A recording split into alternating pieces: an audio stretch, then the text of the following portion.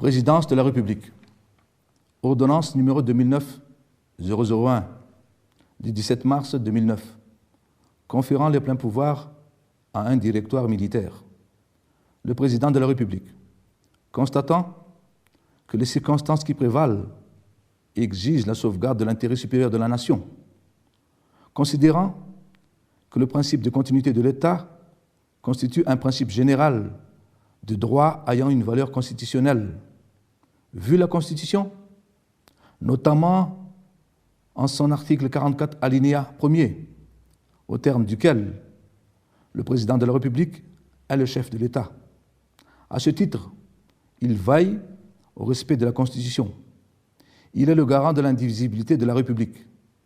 Il est le garant, par son arbitrage, du fonctionnement régulier des pouvoirs publics, de l'indépendance nationale et de l'intégrité territoriale.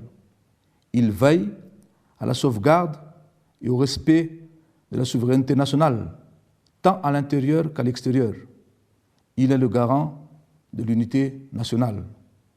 Ordonne. Article 1er.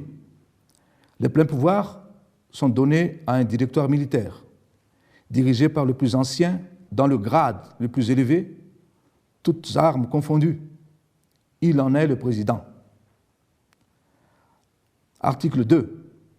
La composition et l'organisation de ce directoire militaire sont laissées à l'appréciation souveraine de son président. Article 3. Le directoire militaire exerce cumulativement les fonctions du président de la République et celles du Premier ministre, qui leur sont respectivement dévolues par la Constitution. Article 4. Le directoire militaire a pour mission de, premièrement, organiser les assises nationales aux fins de discuter et d'élaborer les modifications éventuelles de la Constitution. Deuxièmement, préparer la révision du code électoral. Troisièmement, préparer la loi sur les partis politiques. Quatrièmement, organiser les élections qui s'imposent dans un délai n'excédant pas 24 mois.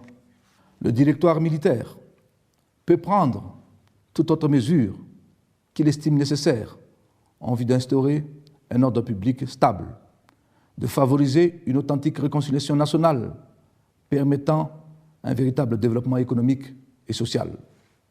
Article 5.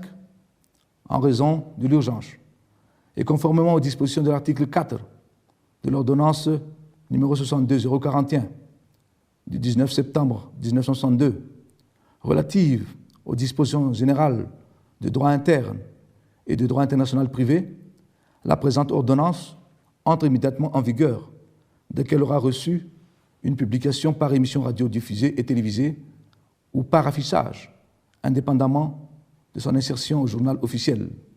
Elle sera exécutée comme loi de l'État. Antananarive, le 17 mars 2009, Marc Avalman, président de la République.